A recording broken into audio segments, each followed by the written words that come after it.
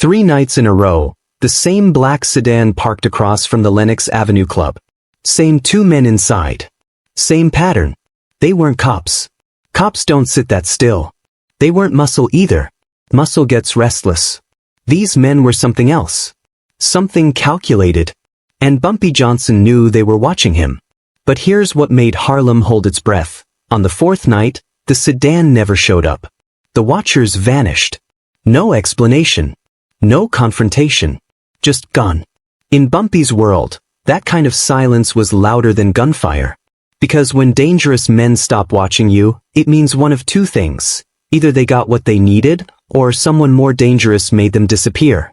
Harlem, 1963. The streets belonged to Bumpy Johnson, but ownership in that world was never permanent. It was earned daily, protected constantly, and challenged without warning. Bumpy wasn't the loudest man in the room. He was the quietest. And that's what made him feared. While other operators ran their territories with violence and noise, Bumpy operated like a chess player in a room full of checkers enthusiasts. Every move deliberate. Every relationship calculated. His power didn't come from how many men he could hurt. It came from how many he didn't have to. He controlled the numbers racket. He brokered peace between factions that wanted war. He moved heroin through channels so quiet that even federal agents couldn't trace the flow. And he did it all while maintaining respect from both the streets and the suits. But that kind of power attracts attention. Not just from rivals or law enforcement. Sometimes it attracts the kind of attention that doesn't announce itself. The kind that watches. Learns. Waits. The surveillance started on a Tuesday night. Bumpy was leaving the Red Rooster, a spot where he conducted business over bourbon and conversation. His driver, Cecil, noticed it first, a black Ford Galaxy, late model, parked 70 feet down the street. Engine off. 2 silhouettes inside. They didn't move when Bumpy's car pulled away. They just watched. Cecil was a veteran. 20 years on Harlem streets, 5 with Bumpy. He'd seen surveillance before. "Boss," he said carefully, eyes on the rear view, "we got company. You want me to circle back?" Bumpy glanced at the side mirror, his expression unchanged. "Keep driving. Same route. Same speed." That was Bumpy's way. Don't react. Don't show them they've been noticed. Let them think they're invisible. Because invisible men get comfortable. And comfortable men make mistakes. The next night, Wednesday, the same car appeared. Different location, same distance. This time outside the Teresa Hotel, where Bumpy kept an apartment for meetings that needed discretion. The watchers stayed for 3 hours, from 9 until midnight. When Bumpy's lights went dark, they left. Cecil wanted to confront them. So did Marcus, Bumpy's enforcer, a man whose reputation for violence was well-earned and carefully maintained. But Bumpy said no. "They're not here to move," Bumpy explained, his voice calm, analytical. "They're here to learn. Let them watch. A man who's watching isn't acting. And as long as they're not acting, we control the board." Thursday night. 3rd appearance. This time near the Apollo Theater, where Bumpy attended a jazz performance. He loved music, found clarity in it, said it helped him think through problems the way other men used whiskey or prayer. The black sedan was there before he arrived. Waited through the entire show. Followed at a distance when he left. Now the whispers started spreading through Harlem. People noticed. In a neighborhood where everyone watched everyone, a mysterious surveillance operation didn't stay secret long. Shop owners mentioned it. Street captains reported it. The question rippled through the network. Who was bold enough to watch Bumpy Johnson? The theories multiplied. Some thought it was a new Italian crew from downtown, testing boundaries before making a territorial move. Others suspected it was federal, a prelude to indictments, the kind of long-game investigation the FBI had started using against organized crime. A few believed it was internal, a lieutenant planning betrayal, hiring outside eyes to track patterns and vulnerabilities. Bumpy listened to every theory. Considered each one. Dismissed nothing. Because in his world, the obvious answer was rarely the right one, and paranoia was just pattern recognition with incomplete data. Friday morning he called a meeting. Not at the usual spots. Not the Red Rooster or the Teresa or any location the watchers might anticipate. Instead, he chose the back room of a barber shop on 135th Street, a place that did more business in information than haircuts. Present were his inner circle, Cecil, Marcus, and a man named Thomas Reed, whose official job was managing Bumpy's legitimate businesses but whose real value was intelligence. Reed had connections everywhere: police precincts, city hall, the docks, even the Italian families. If something was moving in New York's underworld, Reed heard about it. "Talk to me," Bumpy said, settling into a chair with the same calm he carried everywhere. "What do we know?" Reed lit a cigarette, exhaled slowly. The car's registered to a rental company in Midtown. Paid in cash, fake name. Professional job. The men inside rotate, at least 4 different pairs so far. Military discipline. They're not cops, not Italians, not local muscle. Federal? Marcus asked. If they are, they're off-book. No agency would run surveillance this visible for this long. They'd use multiple vehicles, change positions, stay unpredictable. This feels like, Reed paused, searching for the right words. Like someone who wants you to know you're being watched. Bumpy's eyes narrowed slightly, the only sign he gave that Reed's assessment troubled him. Because Reed was right. Effective surveillance is invisible. This wasn't invisible. This was a message. But what message? And from whom? Friday night arrived with the weight of expectation. Everyone in Bumpy's circle knew the pattern now. 3 nights of surveillance, escalating visibility, deliberate presence. The logical assumption was that Friday would bring the 4th appearance, and possibly the move everyone anticipated. Bumpy adjusted his routine slightly. Not dramatically, because dramatic changes signal fear, and fear invites aggression. But subtle shifts. He delayed leaving his apartment by 30 minutes. Changed his dinner location to a restaurant he rarely used. Took a different car, one of 3 he kept rotated for exactly this kind of situation. Cecil drove with heightened awareness, his eyes constantly scanning mirrors, side streets, rooftops. Marcus rode in a follow car, 20 yards back, with 2 additional men.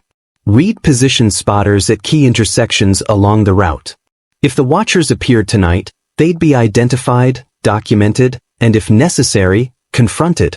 The restaurant was an Italian place in East Harlem, neutral territory where multiple factions did business because the owner, an old Sicilian named Gino, enforced a strict no-violence policy. Gino's word carried weight.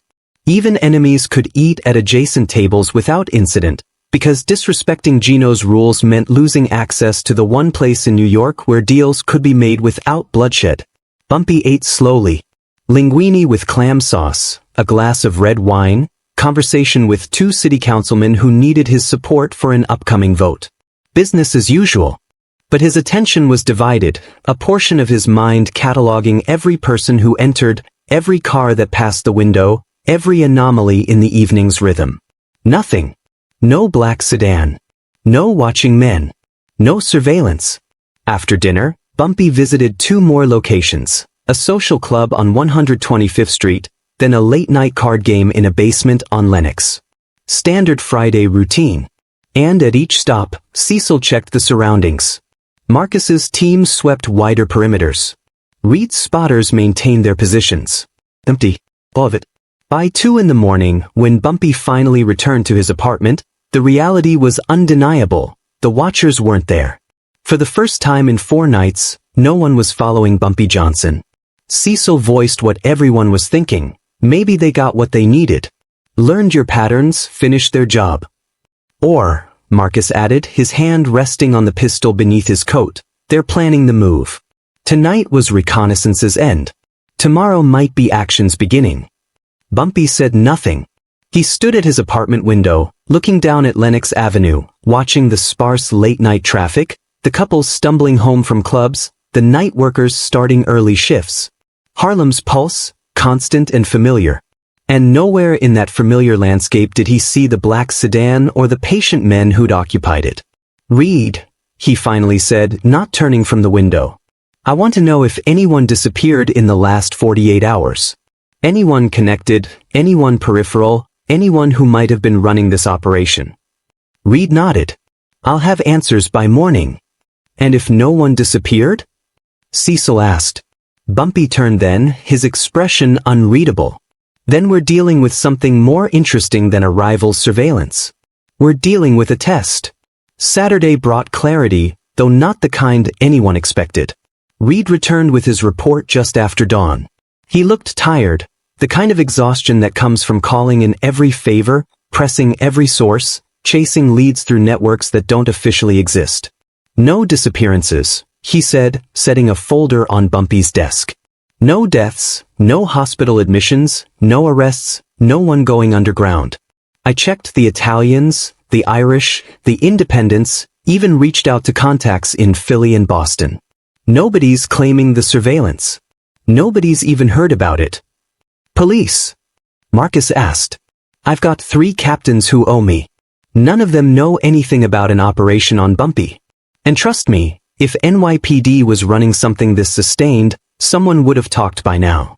Cops can't keep secrets. Bumpy absorbed this information silently. The puzzle pieces weren't fitting. Surveillance without agency. Watchers without affiliation. A message without a sender. Bus. The car, Bumpy said suddenly. The rental. Who actually picked it up? Reed flipped through his notes. Paid in cash, fake name like I said. But I talked to a guy who talked to a guy at the rental office. He remembered the customer because of one detail. The man spoke with an accent. Not Italian, not Irish. Southern maybe. Or rural. Something clicked in Bumpy's mind. Not a full picture, but an outline. A shape emerging from fog. There was a man. Bumpy had met him once, 3 months prior, at a negotiation between competing heroin suppliers. A facilitator, someone who brokered connections between producers in the South and distributors in northern cities. Quiet man. Polite. Careful with his words. He'd watched Bumpy during that meeting with an intensity that suggested more than casual interest. His name was Clayton Morse. And he represented interests that operated outside the traditional crime family structure. Independent operators. People who moved product through unconventional channels, who avoided the territorial wars and power struggles that consumed so much energy in New York's underworld. Bumpy had declined Morse's offer that night, not because the terms were bad, but because accepting would have meant shifting his entire operations infrastructure. It would have required trust in systems he didn't control, partnerships with people he couldn't vet. Morse had accepted the rejection gracefully. Too gracefully, perhaps. He'd smiled, shook Bumpy's hand, and said something that echoed now with new significance. I respect your caution, Mr. Johnson. A careful man survives. But remember, we'll be watching your career with great interest. At the time, it sounded like a pleasantry. Now it sounded like exactly what it was, a literal statement of intent. It wasn't surveillance, Bumpy said aloud, the realization settling into certainty. It was an evaluation. They weren't learning my patterns to attack me. They were confirming something. Confirming what? Cecil asked. Bumpy picked up the phone on his desk, dialed a number he'd memorized but never called. It rang 4 times before a familiar voice answered. Mr. Morse, Bumpy said calmly. I believe we have something to discuss. The meeting happened on neutral ground, a diner in Queens, far from Harlem's watchful eyes, far from the territories where either man held explicit power. Bumpy arrived alone, which was itself a statement. No Cecil, no Marcus, no security presence. Just him, walking through the door at exactly 10 in the morning, finding Clayton Morse in a back booth with coffee and a newspaper. Morse looked up, smiled that same easy smile from 3 months ago. Mr. Johnson. Thank you for calling. Bumpy slid into the opposite seat, declining the waitress's offer of coffee with a subtle head shake. Your people followed me for 3 nights. They did. Then stopped. Also true. Explain. Morse folded his newspaper carefully, set it aside, and gave Bumpy his full attention. There was something unusual in his demeanor, not threatening, not submissive, but evaluative. Like a craftsman examining a tool to determine its quality. When we spoke 3 months ago, Morse began, you declined our partnership offer. Fair enough. You didn't know us, didn't trust the proposition, preferred to maintain your existing arrangements. All reasonable positions for a man in your situation. But, Bumpy prompted, but my employers don't make offers lightly. When we extend an opportunity to someone, it's because we've identified specific qualities. Intelligence, discipline, strategic thinking. You possess all three, Mr. Johnson. However, we needed to confirm something else. Which was restraint. The word hung between them, simple but weighted with significance. Morse continued, we operate differently than the families you're accustomed to dealing with. We don't respect violence for its own sake. We don't admire men who shoot first and think later. The drug trade is becoming more sophisticated, more interstate, more reliant on networks that span cities and states. That kind of operation requires partners who can be patient, who can be watched for 3 nights and not overreact. Bumpy's expression remained neutral, but internally he was recalibrating his entire understanding of the situation. You were testing me. We were confirming an assessment. There's a difference. We already believed you possessed the qualities we required. The surveillance was simply verification. Many men in your position, powerful men, respected men, would have responded to 3 nights of obvious surveillance with aggression. They would have confronted my people, made threats, perhaps escalated to violence. Their egos would have demanded a response. I considered it, Bumpy admitted. Of course you did.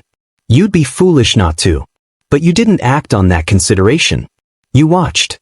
You gathered information. You let the situation develop. And when my people didn't appear on the 4th night, you didn't assume victory or danger, you assumed complexity. That's why I'm sitting here now, willing to discuss something much larger than our original proposition. Morse reached into his jacket, slowly, visibly, respecting the implicit danger of sudden movements, and withdrew an envelope. He placed it on the table between them. Inside is a proposal for a distribution partnership that spans 7 cities. New York, Philadelphia, Baltimore, D.C., Boston, Detroit, and Chicago. Coordinated supply chains, protected routes, shared intelligence on law enforcement operations. The potential revenue is substantial. The risk, properly managed, is minimal. But it requires partners who think strategically, not territorially. Bumpy didn't touch the envelope. And if I'd failed your test? If I'd responded with aggression on night 3? Then we would have disappeared just like we did. And you never would have heard from us again. The opportunity would have gone to someone else. Someone in Philadelphia, perhaps, or Baltimore. Someone who understood that power isn't about responding to every provocation, it's about choosing which provocations deserve responses. For a long moment, Bumpy studied Clayton Morse. The man was older than he'd initially appeared, maybe 50, with the kind of weathered patience that comes from years of careful operation outside the spotlight. His accent, now that Bumpy listened for it, carried traces of Virginia or Kentucky, somewhere rural, somewhere that taught people to measure twice and cut once. The men you had watching me, Bumpy said. They weren't criminals. Former military intelligence. They work for us exclusively now. We hire people who understand discipline and discretion. And you're telling me this why? Isn't secrecy your whole operation? Morse's smile returned. Because if you agree to this partnership, you'll be working with those men. You'll need to trust them, which means understanding who they are. We're not a crime family, Mr. Johnson. We're a business. A morally flexible business, certainly, but a business nonetheless. We succeed through efficiency, not intimidation. Bumpy finally reached for the envelope, opened it, scanned the typed pages inside.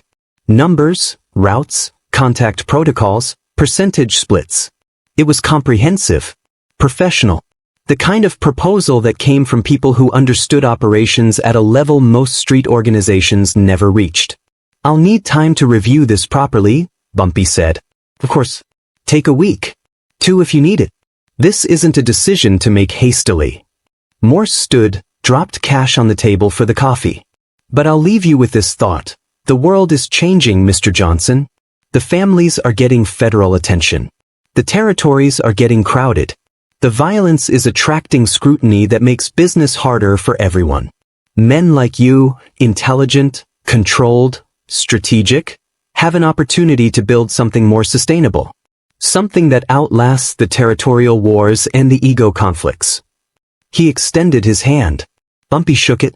One question, Bumpy said before Morse could leave.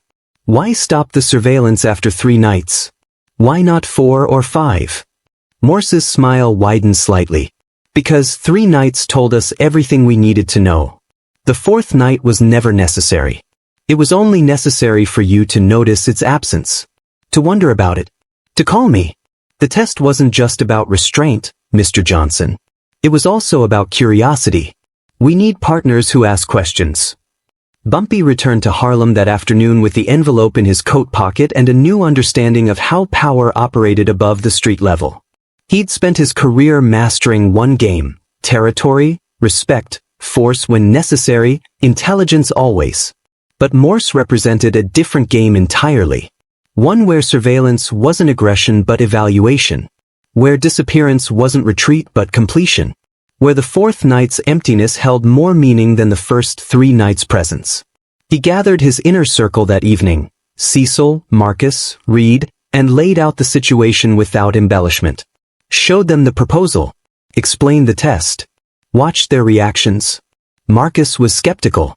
Sounds like people who think they're smarter than everyone else. That kind usually underestimates street reality. Reed was intrigued.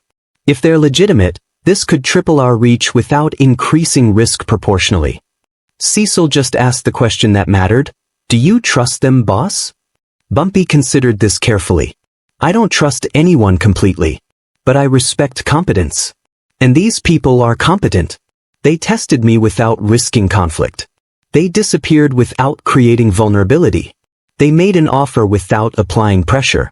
That's either genuine confidence or very sophisticated manipulation. How do we know which? Marcus pressed. We don't. Not yet. But that's why we're going to spend the next week investigating them as thoroughly as they investigated me. Reed, I want to know everything about Clayton Morse and whoever he represents. Financial background, criminal records if any exist, connections to law enforcement, reputation in other cities. If this is legitimate, we'll know. If it's a setup, we'll know that too. The investigation took 9 days. Reed pulled every resource, contacted sources from Miami to Montreal, followed financial trails through 6 states. What he found was surprising. Clayton Morse wasn't a persona or a cover identity.